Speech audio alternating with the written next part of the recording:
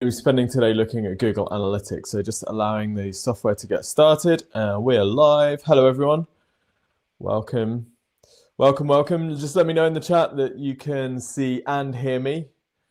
We're going to go for the double whammy today. Hope you're all well. Hope you had a good week. So today we're going to be looking at three major traffic and conversion potholes inside Google Analytics. Essentially, I'm going to be showing you how to read Google Analytics, but not how to do everything inside Google Analytics. Because Google Analytics, right, cool, we got some weapons in today. This is going to be a great session. If you spend all of your time in Google Analytics, and you absolutely can do, becoming a complete Google Analytics master, that's useful to a point. But I think what's most useful for people who are marketing managers and business owners is to get the 20% understanding of Google Analytics that gives 80% of the insight. So that's what we're going to be focusing on today, that kind of 80-20 thing. So there are basically three screens that we're going to be looking at today. And with the caveat that there's also some modifiers which are going to give us basically 9 to 12 different combinations of things that we're going to be looking at. But I'm going to show you how to very quickly get a feel for what your website's doing. Now, you will have noticed in the run up to this webinar, I offered people the chance to submit their Google Analytics accounts to us in order to have them broken down on the screen live, which, I mean, I've got to say, respect to anybody who'd actually done that.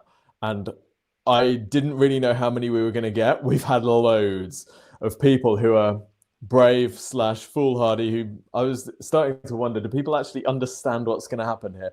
But we've got lots of people who've submitted their Google Analytics account. So I'm going to do the Ninja Lucky Dip, and we're going to pick some at the end. So I've got some stuff to show you first of all. I'm hoping that it's going to be about half and half split. So I've got some stuff to show you first of all. So these are the screens. This is the kind of the teaching side of things. And then we're going to get stuck into real life Google Analytics accounts for some websites and see if we can join up the dots. Great stuff. You know, I like a survey at the start of these. So I just want to get a feel for what sort of expertise level we have in the house today.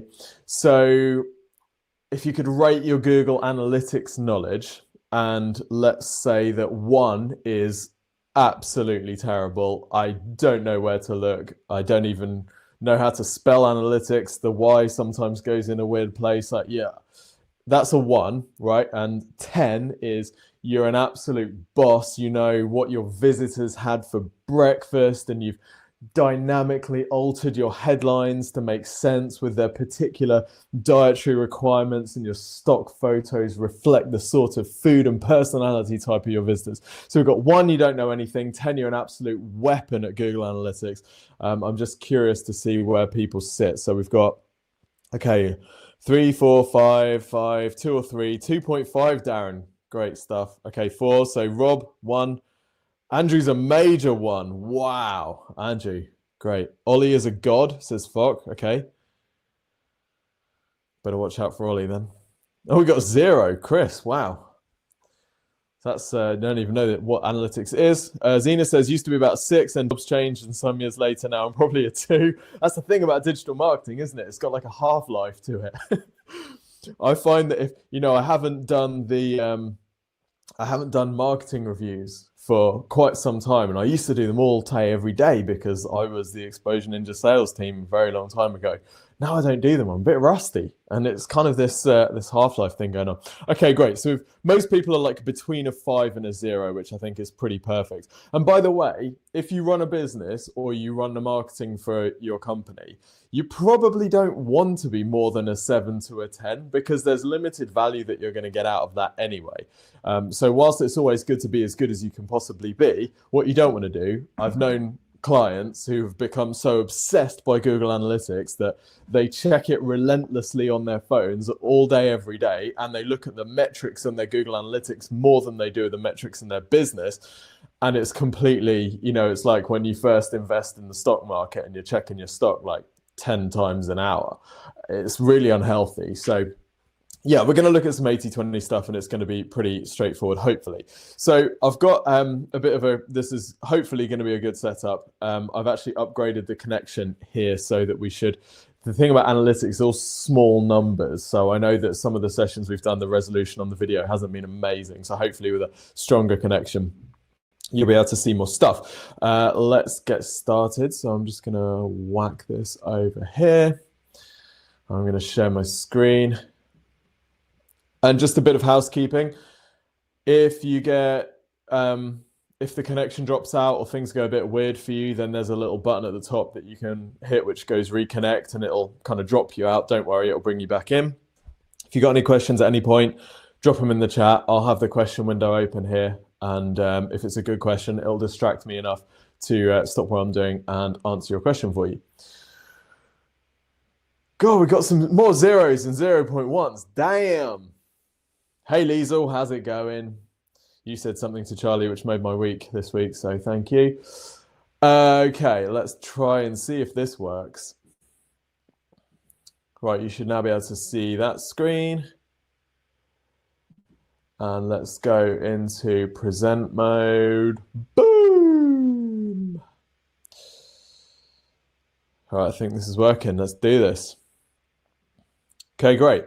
So how to find and fix 3 major traffic and conversion potholes. Here's what we're going to be looking at today. 3 things, basically. Firstly, how to fix those damn potholes. Well, how to find them, first of all. So we're going to be looking at 3 areas. These are the areas that you're going to see me pretty much read a website's analytics exactly how I would if it was in a review, or if it, you know, a client that was coming to us, or a site that we were looking at buying. It would be exactly this process. So I'm just going to show you that. And there's basically 3 things to look at. One of them is going to include some quick cost-saving wins for ad traffic. It's not uncommon to find that people can save. I've seen sites where people could save 60 to 70% of their ad cost, right? Just through looking at one screen in Google Analytics. Sickos!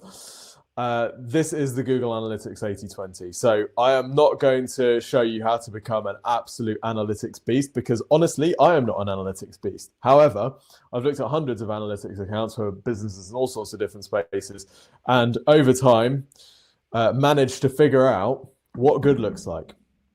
Here's the truth. Google Analytics can be your best friend.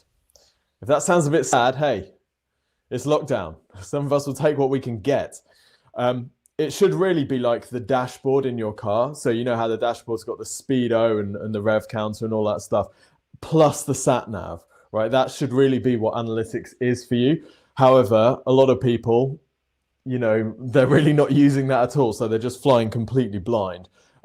Or, you know, they've got one of these tucked under the back seat that's all tattered in bits. Remember the days. So analytics is really important, and without it, you can make changes to your website. You really don't know what you're doing. Fock wants a friend.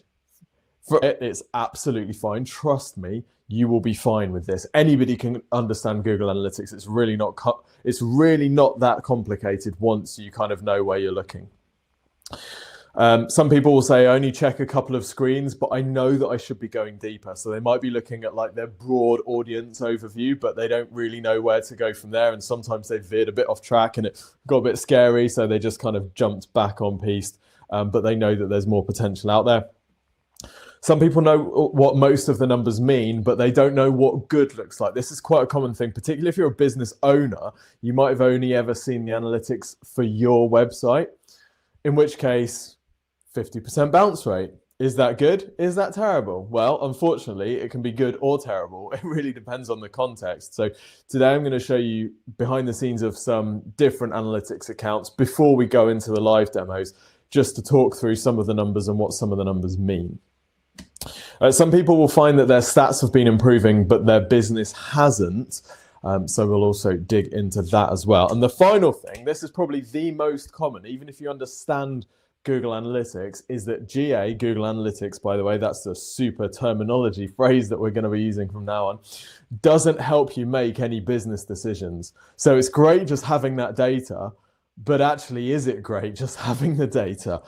There's this saying, isn't there? Knowledge is power.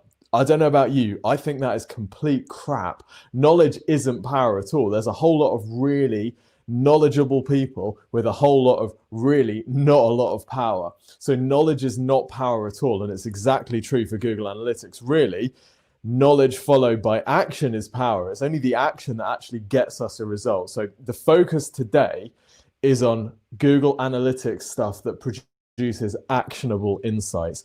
If it's just like an observation, right, we're not going to bother with that stuff. Okay, if it's like, oh, did you know that 30% of my audience is interested in tech and 40% is interested in media? Firstly, that's like the most approximate average data in the entire world. You'd never make any decision on that. But secondly, what are you going to do about that, really? Right? It's completely meaningless. So we're focused on things that can actually help us to make a change. So things like, what's your conversion rate? Where's traffic coming from? Which pages is it landing on? What's the different conversion rate on different devices? Like, how is different devices traffic performing differently? Because that allows us to dig in a little bit deeper and say, okay, something's going on with mobile here. We need to find and fix and work out what that is. So that's what we're going to be looking at. So a couple of assumptions. Firstly, you have analytics installed correctly. This is non-trivial. And many people do not have analytics installed correctly, and they don't really know what they should be doing. The best thing that you can do, in fact, let me just show you a quick demo. So if you have Google Chrome's browser, so it's a good idea to get Google Chrome, even if you don't use it, because you don't want your computer to grind to a halt. But if you have it, it's got this cool thing called Google Tag Assistant. Let me just show y'all. So Google Tag Assistant, a little thing up there. So you can just search Tag Assistant on Google when you're on Chrome, and it'll take you to the Chrome store, and then you install it. What this is going to do, when you click on it, you just click on Enable. It's going to read the tags that are popping up when you load your website. So I've just reloaded exposureninja.com here. And you'll see we've got this little Tag Assistant icon over in the corner. If you give that a click, you will see a whole bunch of hopefully happy green tags. You might also see some neutral blue tags, or you might see some sad red tags. Hopefully not too many sad red tags. What you're really looking for here, there's two things that you're looking for. Firstly, you're looking to make sure that your Google Analytics, you've got one account. Right, you've got one set of Google Analytics tracking code on the page. If you've got multiple, some of the data in your site is going to be off. Okay, now you'll see on the Exposure Ninja site, we've got a whole bunch of tags here because obviously we're just tracking everything and we're doing lots of different things. The reason our little Google Analytics tag is blue, if you click on any of these errors, you see where to optimize there. Non-standard implementation. That just means because we've put Google Analytics in through the Google Tag Assistant, that's technically non-standard implementation, so it's giving us that flag. But if you just got the Google Analytics stuff installed on your site, you should be good, and you should be good to go. So Google Tag Assistant is definitely one thing to do. Let's go in again. Okay. Oliver says, make sure your ad blocker isn't blocking analytics. Often it can cause it to be red. Yes, good idea. Kim, could you do that on the competition's websites? Yes, you could, Kim. You could check their Google Analytics is installed correctly. It's not really going to tell you a whole load of much, though, right? It's not going to give you the analytics data. It's just going to show you have they got it installed correctly. But that's a good way of working out, are they switched on, I guess. The second thing is that you're tracking conversions. So we're going to assume that you're tracking conversions, and in particular, we're going to assume that you're tracking conversions smartly. So what I mean by that is you're not tracking things like page views or time on site, because those aren't really conversions. We tend to like to track conversions that relate to business goals. Okay, so this might be form completions, it might be clicks to an email, it might be clicks to call or taps to call on mobile. So those are the kind of basic ones that we'll track for clients. And if yeah, the other things that people sometimes track are things like job request submissions or other types of inquiries that aren't related to business goals. To be honest, I'm not a massive fan of that unless you actually want to drive job applications and that's one of your marketing goals. I wouldn't usually be tracking that, because what that does is give you a skewed perception of your overall conversion rate. And just to be really nice and simple, you tend to want your business conversions, like your commercial conversions, to be the ones that are showing, so you can get a very quick read. When you're on any screen, you can just look at overall conversion rate, and that's a good thing. You know, it's a nice quick way of looking at it. Rakesh says, so you mentioned non-standard implementation. What should we do about that? Depends on the reason for the non-standard implementation, Rakesh.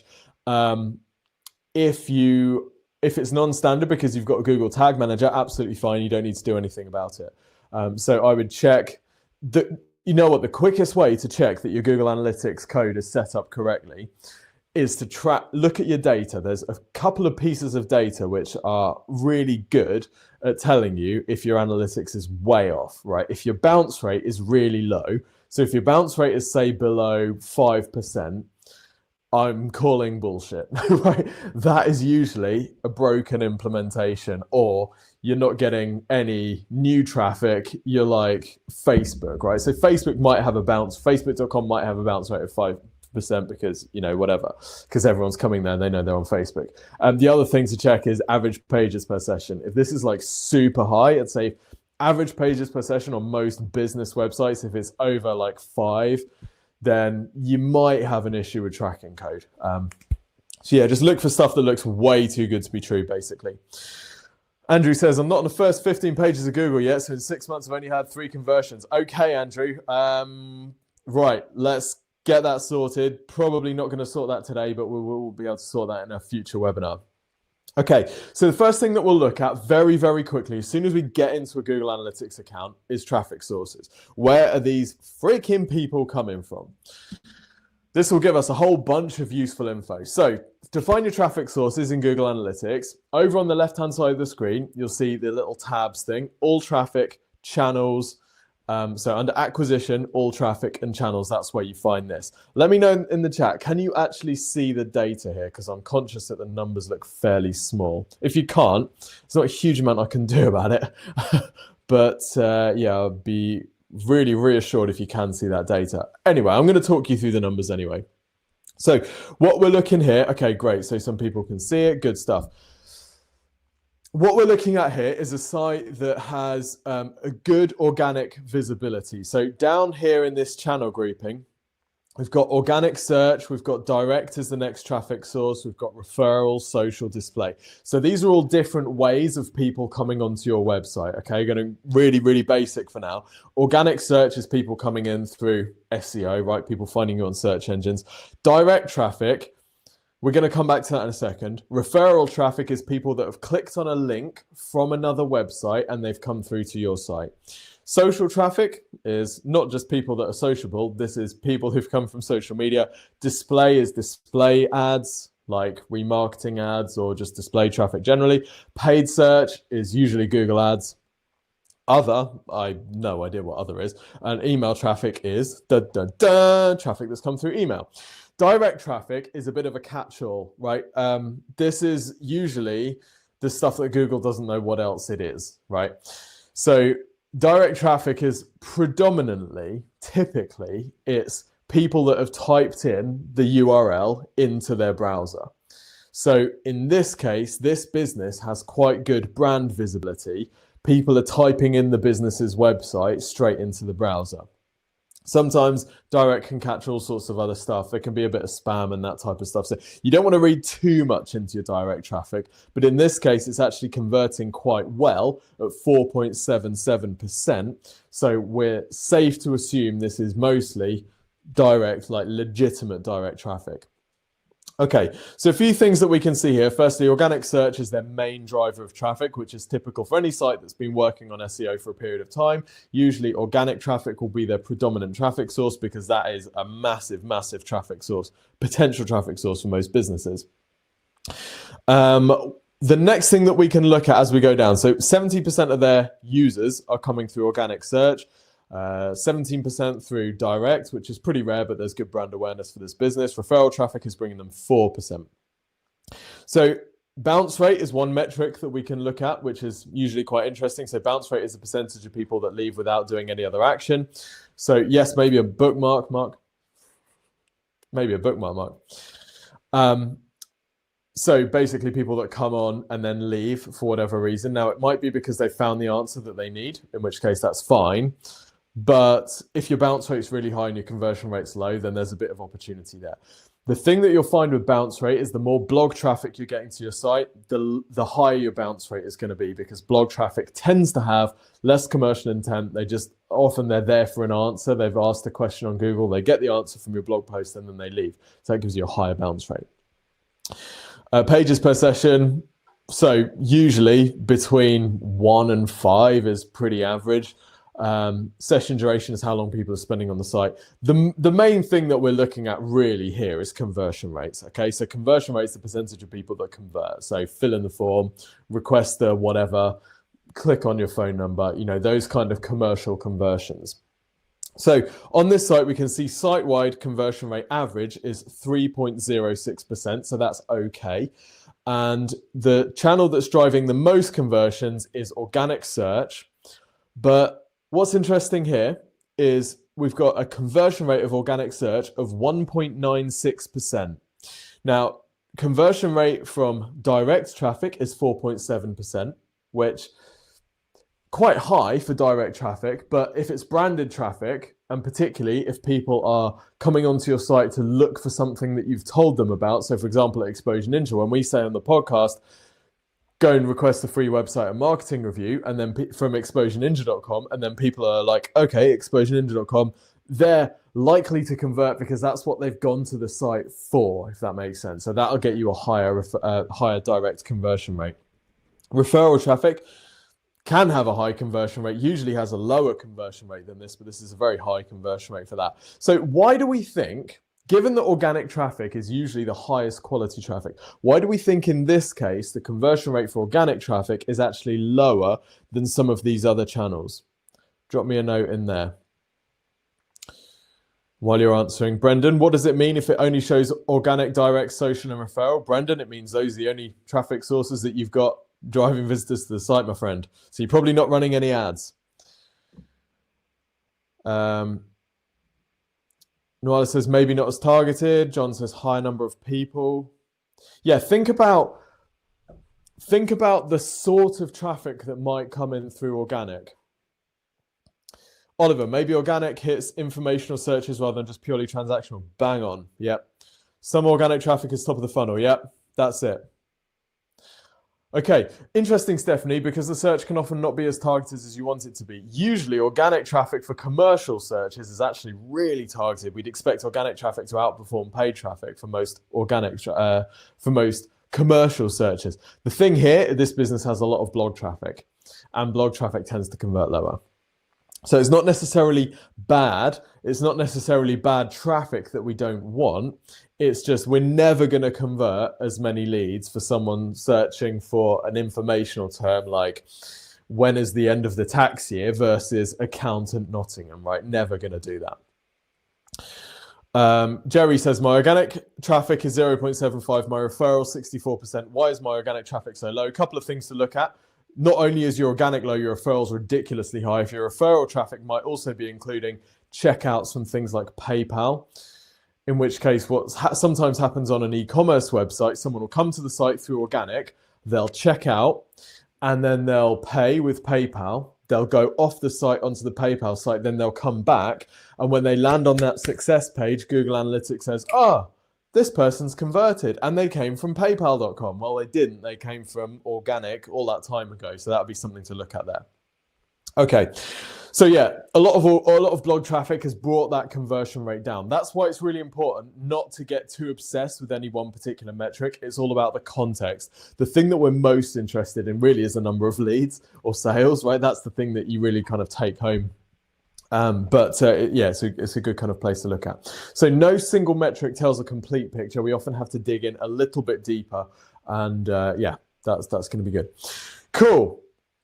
Okay, so next thing that we're going to look at, we're going to dig into the referral traffic. This might also help you, Jerry. So with referral traffic, we're looking for, so what I've done here is just clicked on that little referral thing. And what we're doing is finding the sites that are sending us the most traffic. And we're looking at the conversion rate for each of them. So in this example, you can see that this top website here has sent traffic, 62 visits or 62 visitors, with a conversion rate of 50%, right? 39 conversions from that. So what would we do? Let's talk about actions. What would we do here? We see that. What do we do now? Drop us a note in the chat. You can also see that some of these are misattributed. So mail.google.com is clearly not a, that's clearly not a referral thing. That is an email link, right? So that's someone clicking on an email. So that's email traffic. It's just been misattributed. Okay, so what do we do? No one's giving me any answers. If we see a site that's sending us through leads at that rate, first thing we do, we click on it, we find out the URL, the specific page that's driving us that traffic. The next thing we do is we contact the owner of that site and we say, can you give us more? We will give you any, if you see traffic that's converting at 50% from this person's site, you say, we will give you anything. I will sell all of my family. I will sell my house and we'll go onto the streets. If you can give us more of that traffic, what would it take? Can we get another article push? Can we run a joint venture? Can you be in our affiliate program, right? We want more of that traffic because 50% that traffic is red hot, super qualified. Nuala, if your top organic source says not provided, it always will, right? If you click on the organic traffic, you're going to see a whole bunch of stuff which isn't really much use at all. What that's trying to show you is the keywords that people are searching for when they come through organic. We're not going to look at that in Google Analytics because the data is so meaningless. You're much better off looking at that stuff in Search Console instead.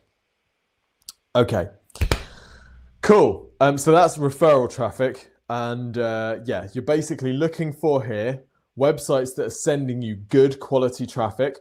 And then you contact them and say, what could I do more? Could I contribute some content to your site? Could I freaking buy your website, right? If it's good like this, you'd be like, wow, we want more of that stuff. Okay, let's have a look at another business just so we can contrast these traffic sources here. So this is a very different type of business. First thing that we notice from this, the traffic is overall trending up. We'll come back to that in just a minute. Second thing that we notice, display traffic is bringing in, display is 73.7% of their traffic. Huge, huge volumes for display traffic. What else do we notice about display traffic?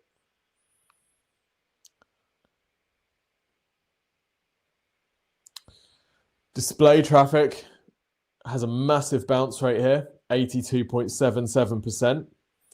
So you might be thinking, Nino, le catastrophe.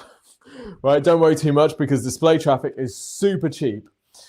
Okay, this traffic is often junk because it's people accidentally clicking on your ad when they're trying to do other stuff. If you've ever been on a site and you've accidentally clicked an ad, you've probably clicked on more display ads accidentally than you have intentionally, I would imagine, right? Super low conversion rate, spot on, Jane, 0.84%. In fact, actually for display traffic, that's not super low. It's not too bad. Display traffic can be absolute crap.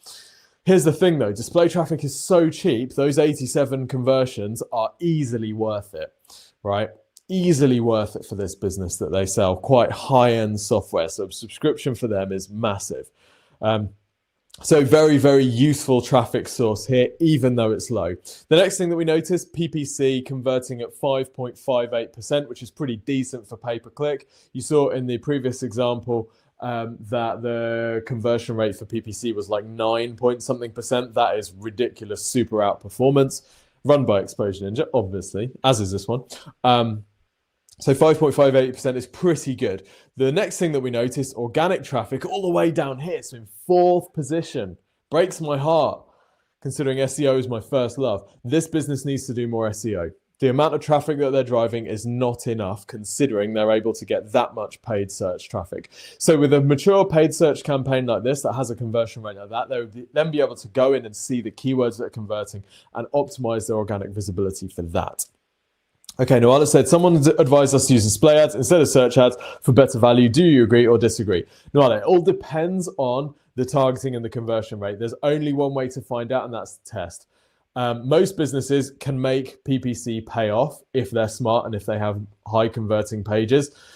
Display ads is much more variable, but you should be able to make it pay off if you're smart. It's just going to be, you're going to see something like this, right? Loads of traffic, low conversion rate, whereas PPC, you're going to have less traffic, but you should have a much better conversion rate.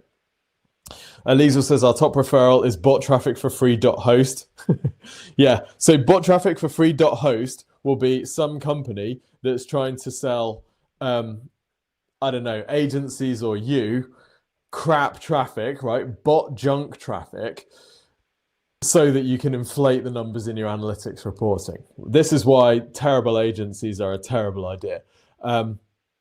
Charlotte says, sorry, had to move away from the screen. Where do you click to see the current screen? Charlotte, you're in acquisition, all traffic channels. We're just looking at another variation.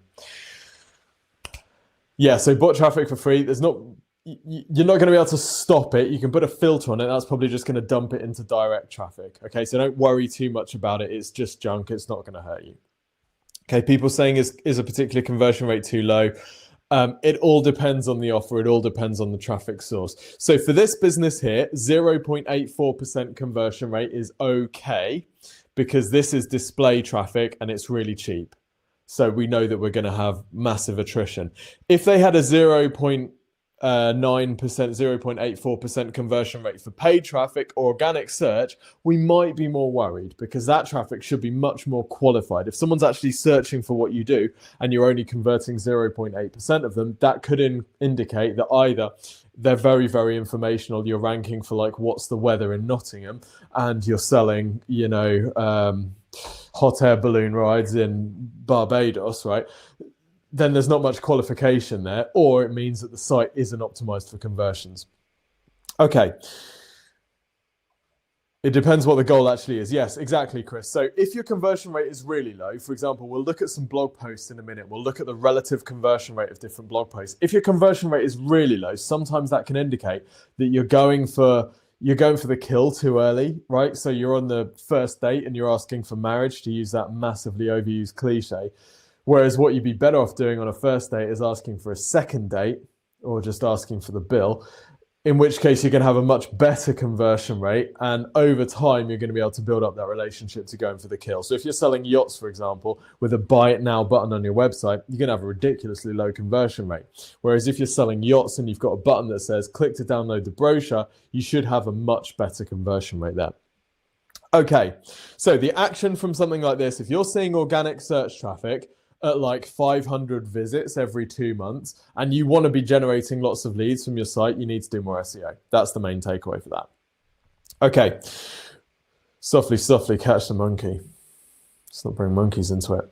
So one of the things that we do in a case like this, where the display traffic is such a high percentage of all the traffic, is you can actually plot individual traffic sources against each other, so you can see how a certain traffic source is impacting the overall line. So for something like this, where we can see traffic trending up like that, we'd want to find out what's the impact of this massive amount of display traffic on their overall trend. So you just click on the little display checkbox, smash plot rows. The plot rows button won't be grayed out because you'll have clicked on something else.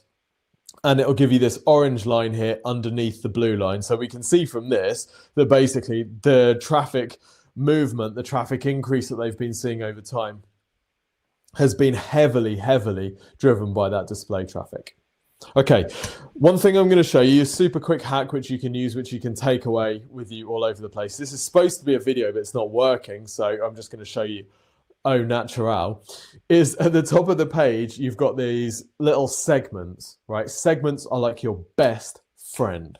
So with segments, what you can do is basically filter so that everything that you're looking at is one particular type of traffic. So click on all users, and you're going to see a list of all the different segments that you can have.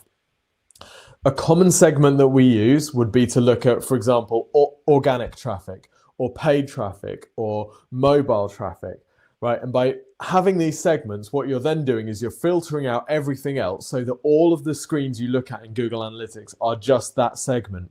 You can also have multiple segments. So for example, you could compare organic traffic to paid traffic, and then you could look at how the site's performing on mobile, and that would show you the relative performance mobile versus desktop for organic versus PPC. Okay, if that sounds mental, we're going to look at in just a minute, but segments are really, really useful because they allow you to filter and start to narrow things down and dig in a little bit deeper. It basically multiplies the number of things that you can look at with these 3 screens by 10, right, without any extra learning. So that's cool. Mark says, will you be demonstrating setting up a goal to tracking conversion? No, I won't, Mark, because it depends so much on how the site is set up or whether using Tag Manager or whatever. There are plenty of tutorials out there for that stuff, or if you need some help with it, then contact us and we can do it for you. Okay, next thing that we're going to look at is landing and conversion page performance. So for this, we're going to use one of these brand new segments. So we're going to go to, on the left-hand bar in Analytics, you're going to go to Behavior, under that, Site Content, and then Landing Pages. Okay, and then we're going to set up a segment, which is organic traffic. Does that make sense? You'll get to the top of Google. Come in the post speaker, Chris. Chris, I'm everywhere, mate. Literally. Okay, so what we're looking at here is we are looking at organic traffic and the landing pages for this particular website. Okay, we're going to do this in the demo in just a few minutes. So if this freaks you out, don't panic.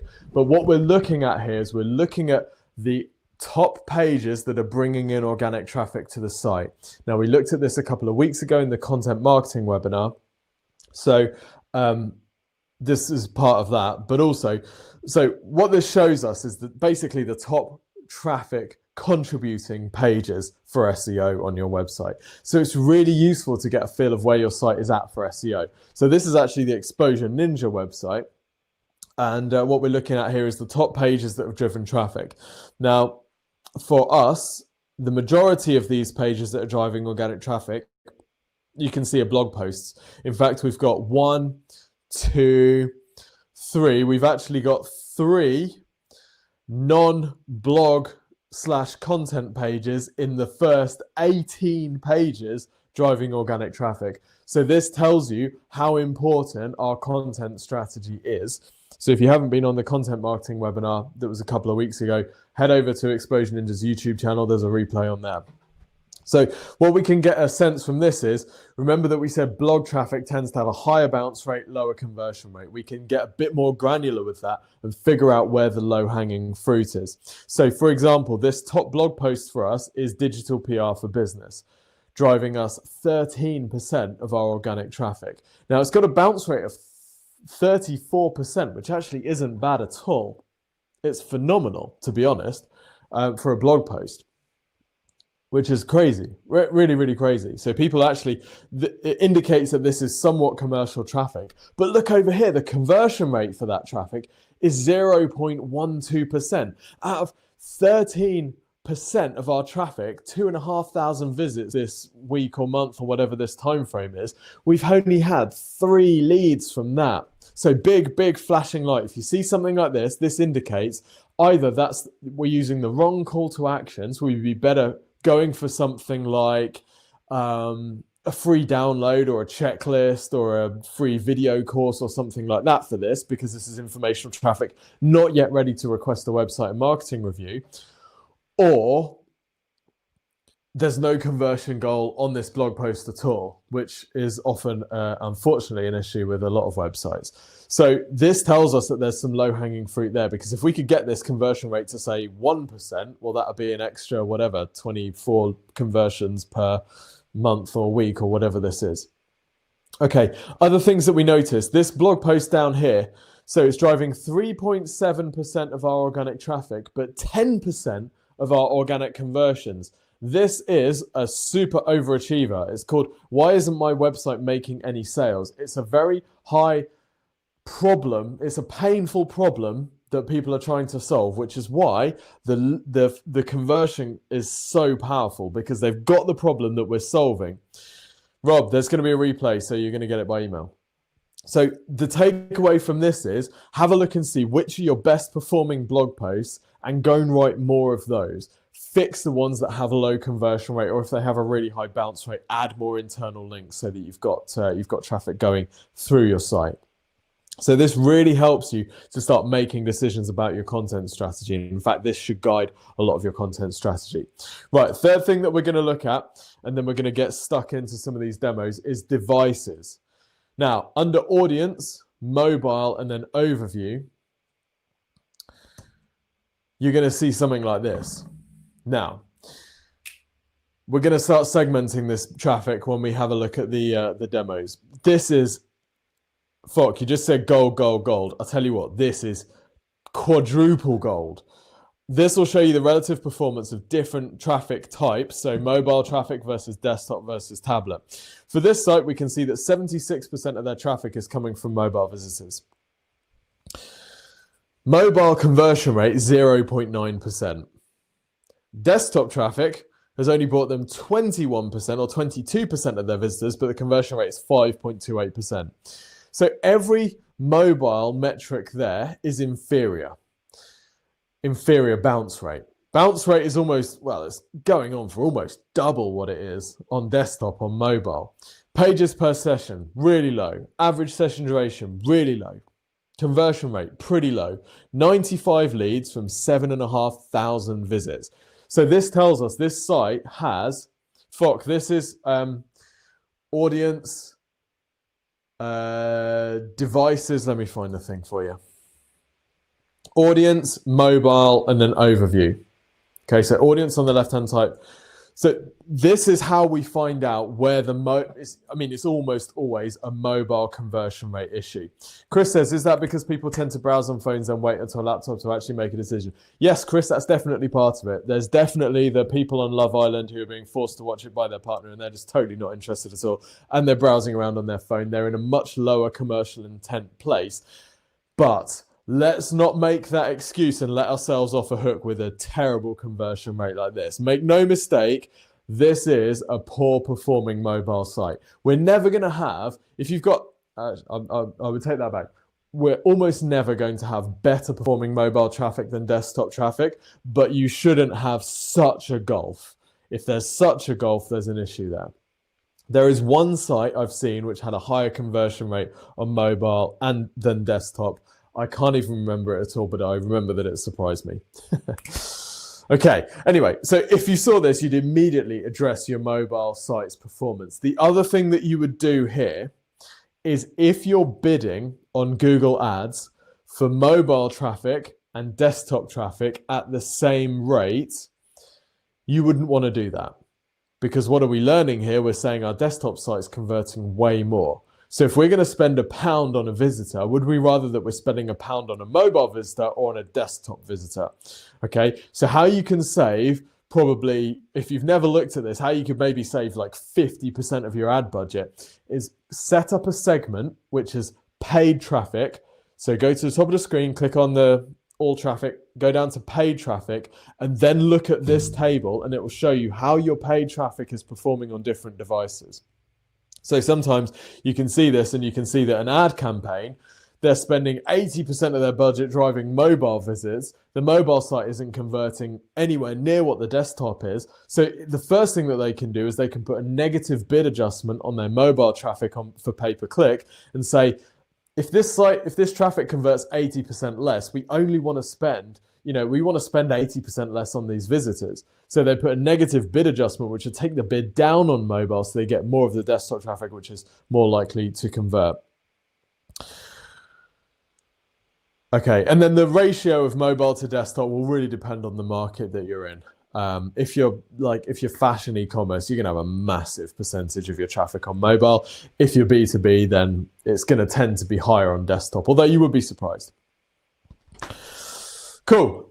Someone asked, have we seen people change their habits during lockdown, drop in mobile traffic. Apparently, there has been a kind of nationwide drop in mobile traffic, which I think has caught a lot of people by surprise. Obviously, this is a temporary thing.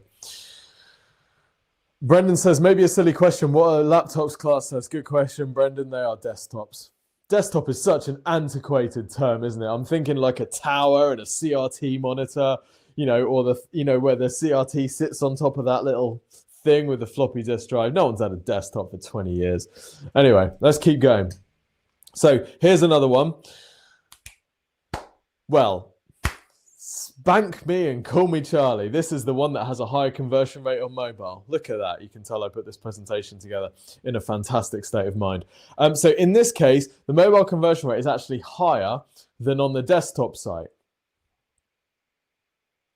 So what would we do here? Well, we might increase the amount of pay-per-click that we're running to mobile devices because mobile PPC is usually cheaper anyway.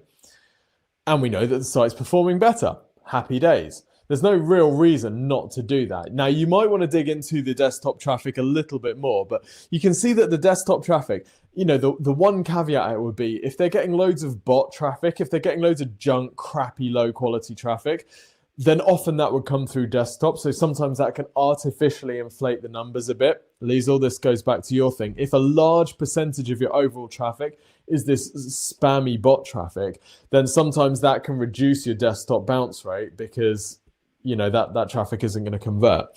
But looking at the data here, the pages per session is higher, the bounce rate's healthier on desktop. The average session duration is also higher. So this traffic looks to be, like very quickly looking at it like this, looks to be legit. So it's just literally that the mobile traffic is converting better. In which case, let's go all in on mobile PPC. And obviously we'll be tracking the conversions to make sure that that is a good suggestion. What are we looking at here? Here we're looking at a paid traffic segment. So we've got two segments up at the top here. We've got all users, so we're just comparing it to everyone versus just looking at the paid traffic. And this will allow us to break out the individual devices against all users versus paid traffic. Does this make sense? So we're looking at desktop, we're looking at all users versus paid traffic, mobile, all users versus paid traffic, tablet, all users versus paid traffic. So what we actually find from this when we look at the data and break out the segment for paid traffic is that on mobile, paid traffic converts worse. So although overall conversion rate is higher on mobile, the paid traffic isn't converting as well. Okay, only 1.36% versus 9.3% for desktop paid traffic. So it's a good job we run that segment. Otherwise, we would have just followed my advice in the previous slide and increased the paid traffic on mobile. So hopefully that makes sense. I think probably the best thing to do now, I'm going to show you one more thing and then we're going to do some demos so that we can do some more Q&A because we're getting loads and loads of questions. Liesl says, what's a good mobile conversion rate? It really depends on your desktop conversion rate. If you can get it to like this will be pretty typical. So say 3.4%. No, this would not be typical at all. I would, if the desktop site was converting at 3.06% or 2.99%, and we had a mobile conversion rate of say 2%, 1.5 to 2%, I'm giving you really broad numbers now, then we would be happy with that. If the mobile conversion rate was 1% versus 3% on desktop, we'd be like, yeah, that feels a bit terrible. If the conversion rate on mobile is less than 1%, then we've got the mobile CPU unit driving around to that mobile site to see what the freak is going on because someone's in trouble. Okay, I'm going to show you one last thing and then we're going to do some demos. This is how to set up custom alerts. Basically, custom alerts are little things that Google Analytics can ping you, right? When shit's going down, Google Analytics can give you a little ping. Here's how you set them up. So you go the admin cog. So you see like a little admin cog in the bottom corner of the screen. You click on that, you're going to see this. Over on the right-hand side, you're going to see this little option for custom alerts, okay? And you can set these up like this. So click on the new alert button, and it's going to give you a set of rules that you can set up. So here we're making a rule called site speed alert. And we can set this to a period of a day, a week, or a month. We're going to set this to a period of a day for reasons that will become obvious in a second. We're going to apply it to all traffic, and we want Google Analytics to alert us when the page load time increases by more than 20% versus the same day in the previous week. So what this basically means is that if your site starts to slow down significantly compared to the same day last week, Google Analytics is going to send you an email. Okay, so this is useful. You can also have one for if conversions drop off or if a particular traffic source drops by a certain amount. So you can set up these alerts to basically ping you and let you know of something. Usually you would use these if there's an issue, right? Rather than just, oh, my conversion rate has dropped by like 0.01%. Because what you don't want to do is become numb to the alerts. This is something for, oh, like something's gone down, right? The server had some timeout yesterday or whatever. Now, the thing about this is it's only going to send you the alert once a day, and that might be too late. If you've got a high traffic site, you can use something like Little Warden, which will notify you much more quickly. You get to this screen by clicking to the admin box in the corner of any screen on Google Analytics. So you've got like an admin cog in the bottom left-hand corner.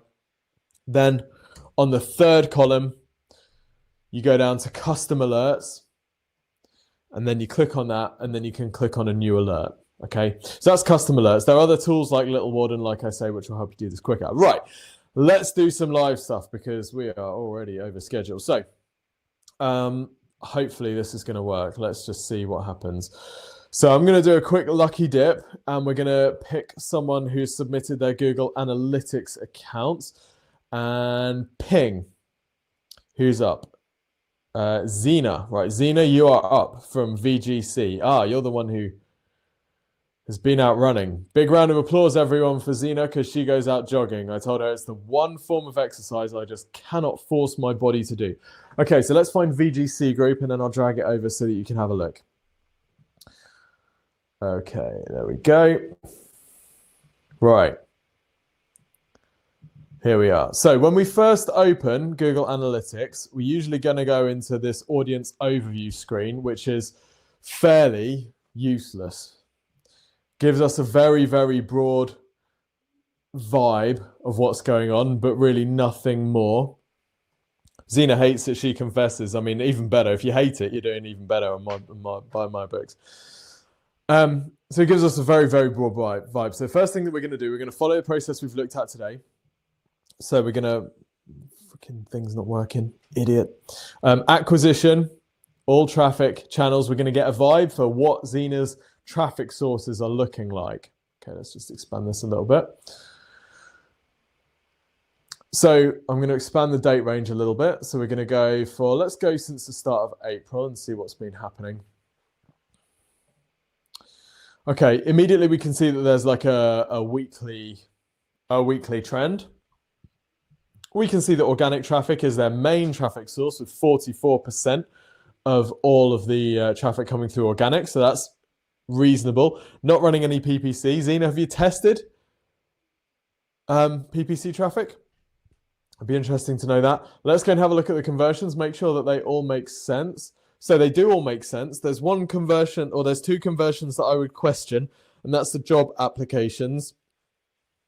Because typically when we're flying around Google Analytics very quickly, we will be looking at all goals to see the overall conversion rate. And if we're getting a lot of job applications, that can skew the data quite a lot. So the first thing I would do is just go down, having told you that there's only three things that you need to look at. You can go into conversions and goals, and then you can actually see each of the different goals and their relative kind of importance. So what we can see from this is that the job applications actually aren't driving any conversions there at all.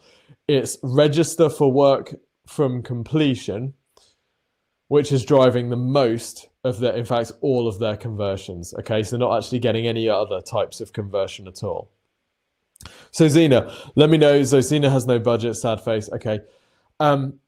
Is a register for work form, is that a commercial intent thing, or is that someone who's asking you for work? I don't understand.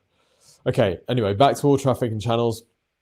And we're going to see what we've got here. So someone asked, why would direct traffic be so high? Very, very good question. This is massively high.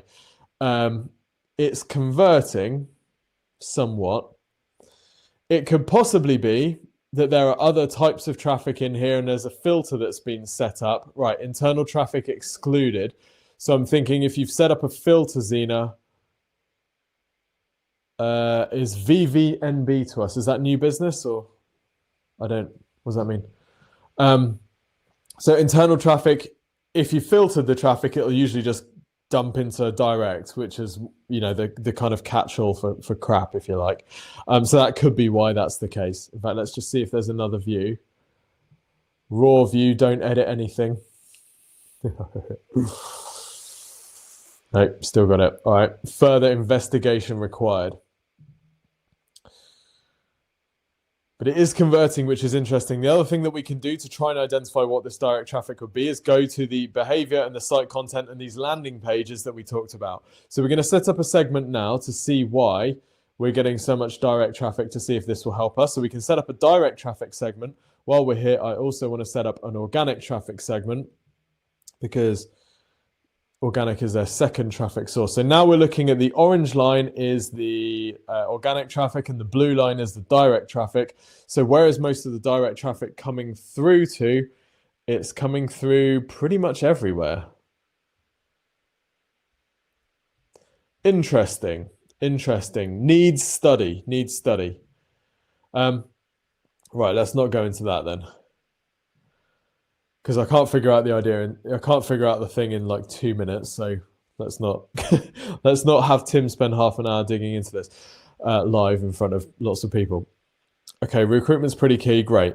So these are good conversions for you. Fantastic. So we're looking at organic traffic now, and we're looking at which pages which pages are bringing in the most organic traffic to the site and the relative conversion rate of each one. So we can see this top page here. About HSQE, PTS, personal track safety, 24% of their traffic, only 4 conversions. So let's have a look and see what this could be. So we're going to have a look at this particular page here. So this could be people looking for information about this, but actually I'd say this traffic should be fairly qualified, I would imagine. So first thing I would do on this page, actually, let me just check. Are you tracking? Right, so one thing that we're not doing is we're not tracking these that phone number click, I don't think. In fact, if I click on that code concerns me. You see at the bottom, our staff are working from home due to COVID-19. I just get a forwarding number or something like that.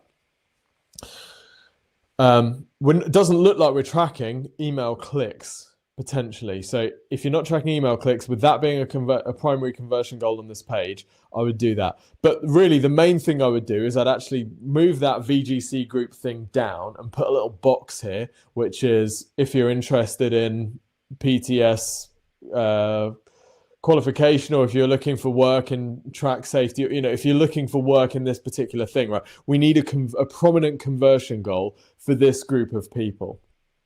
And that'll really help with this conversion rate, because if there's any qualified traffic in here at all, we're not getting as much of it as we could be doing. Let's see what else we've got. So we've got this blog manual handling training. So it's only generating less than 5% of our traffic, but not converting at all.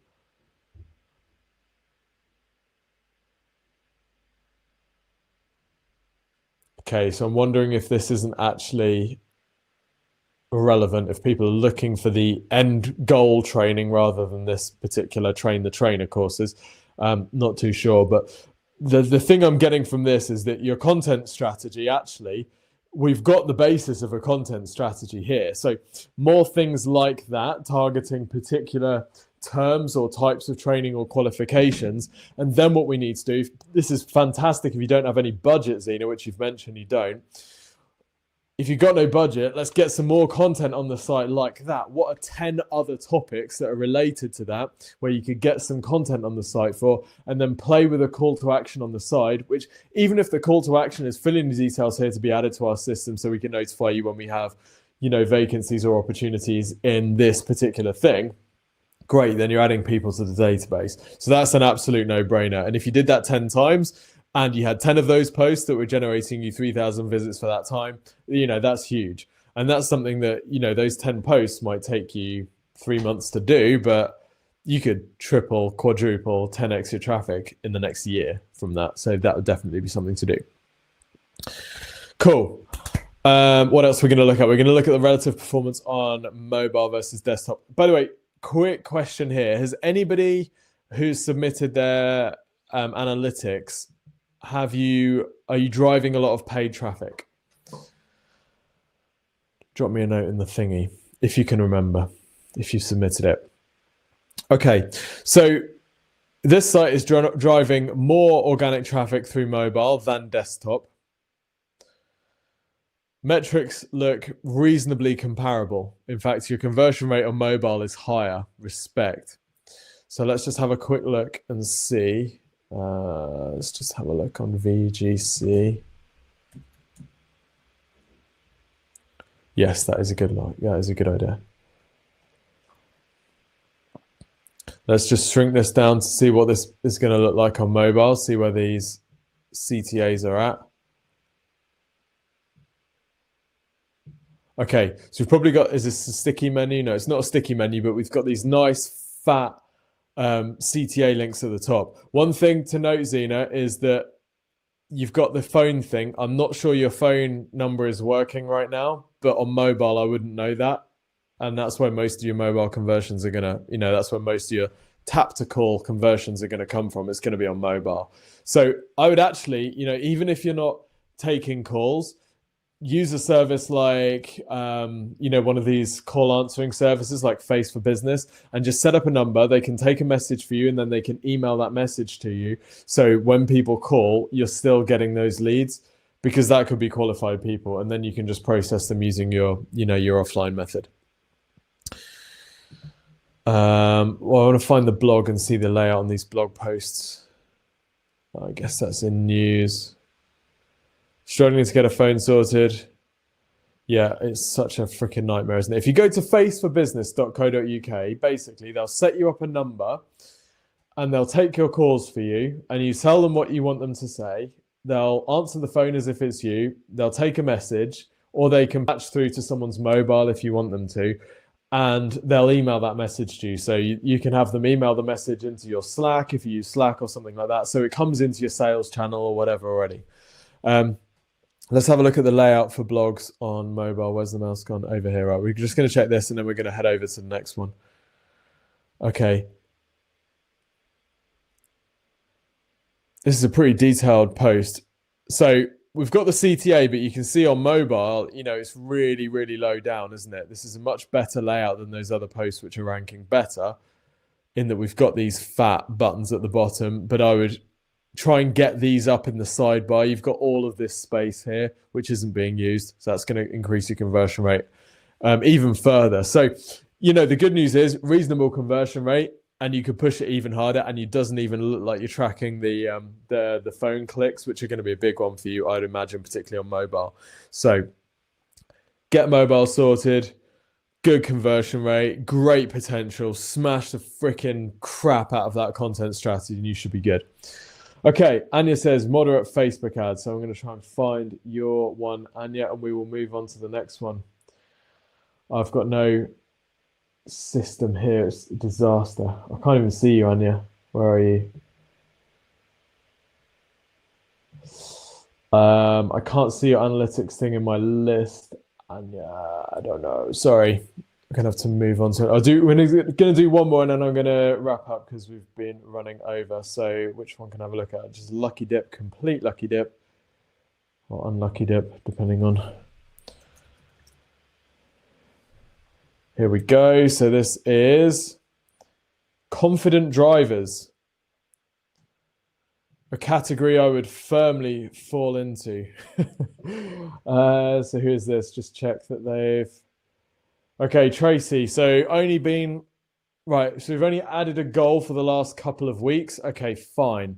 So let's go right to the start. Audience overview, just get some very quick understanding of what we're looking at here. So from the period, which is start of April to mid-June, traffic is looking like it's going in the right direction, which is good.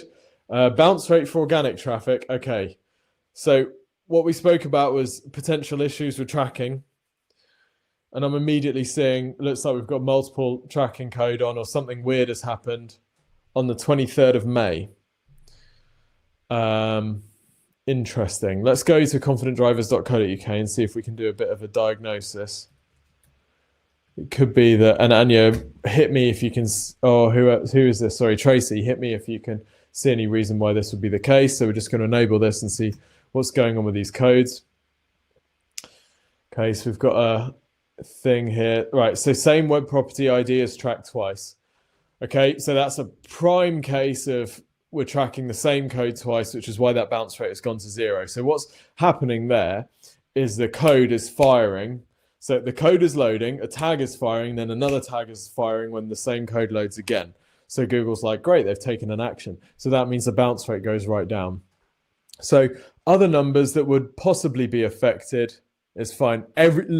Almost everyone does it. Other things that might be affected, user numbers, pages per session are the main types of thing.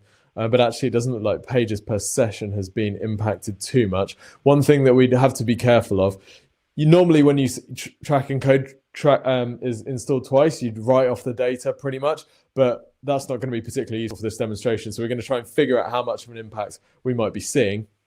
So 23rd of May is when things, when we installed the second lot of code, which also seems to coincide with when traffic started going much, much higher. So this data might not be accurate. In fact, it probably isn't.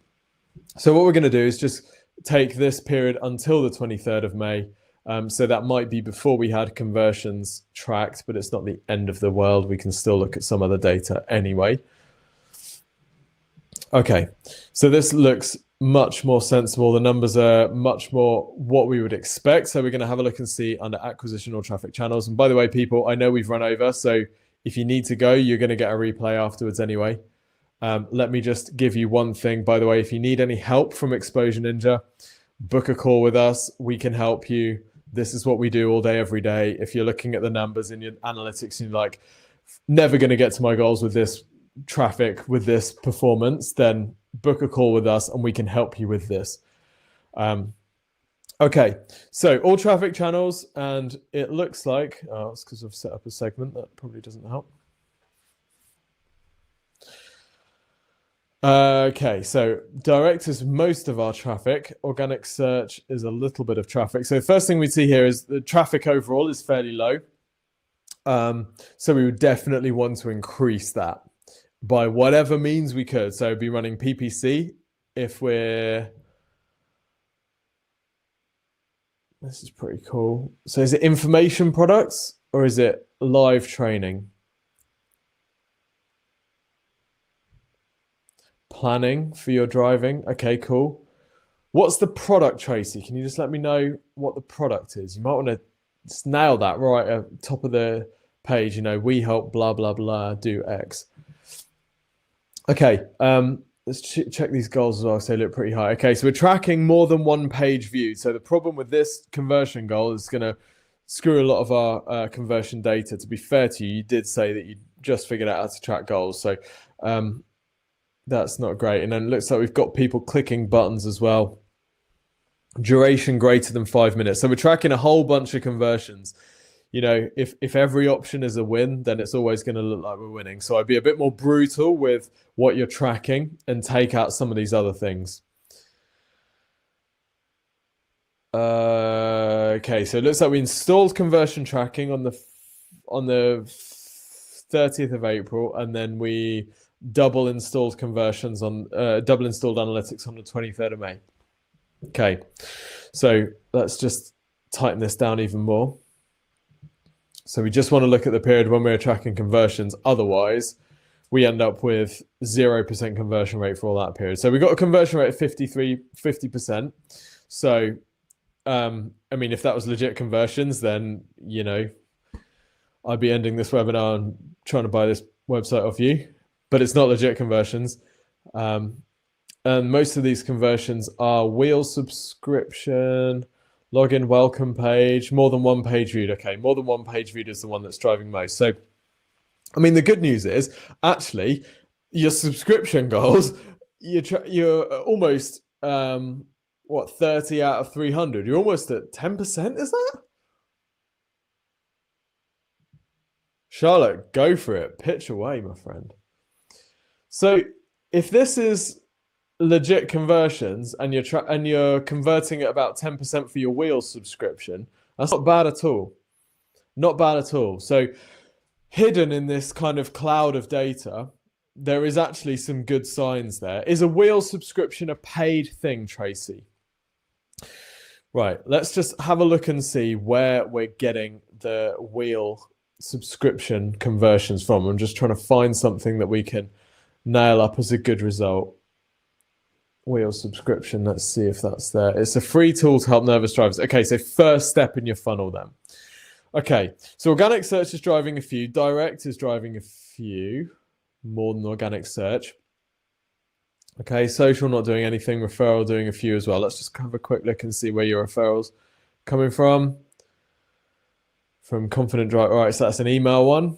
Okay, so that is like I think that you're probably using MailChimp, is that right? So you're sending out emails and it's coming through as referral traffic, which is why it's always worth looking inside the referral traffic to see if it's actually legit referral traffic rather than just, misattributed stuff from elsewhere. That's not your fault, by the way, Tracy. It's Google Analytics. So the organic search conversion rate looks healthy, but if this is a free tool, I'd want to be going even higher. What have I just clicked on?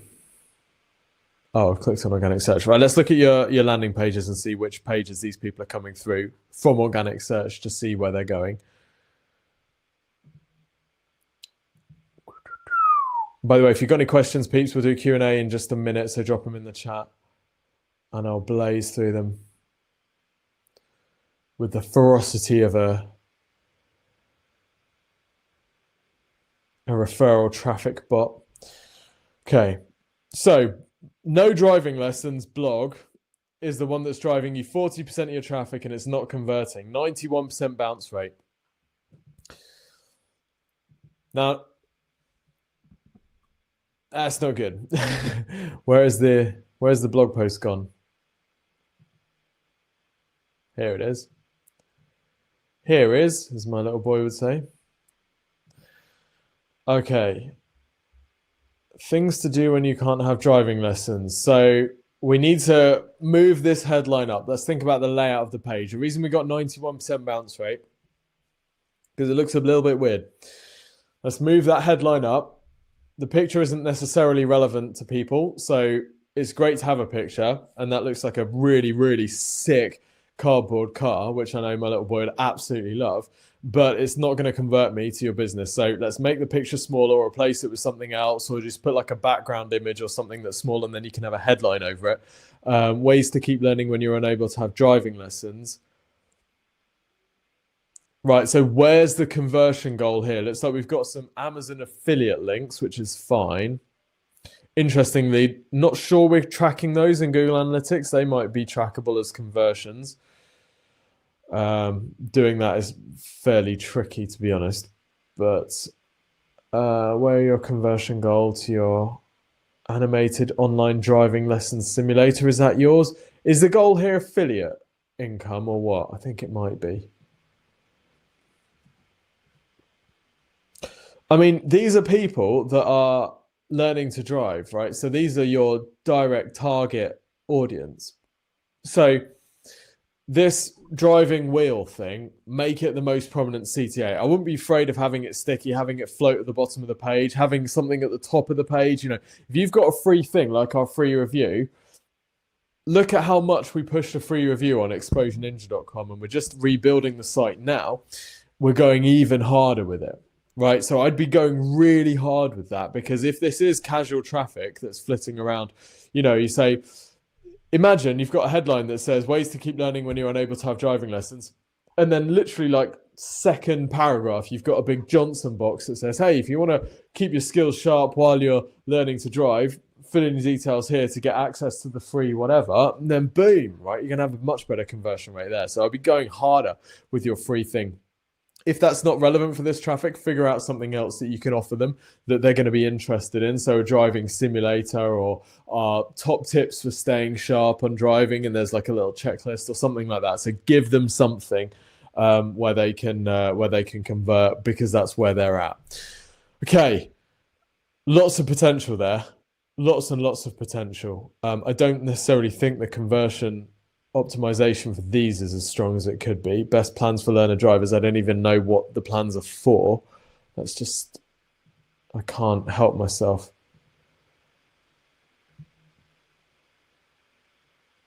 Right. I need to know exactly what this is. How long does it take me? Let's get some testimonials from people. Testimonials, here we go. Let's move these up. We don't want to get to the pitch and be like, nah, and then find the testimonials.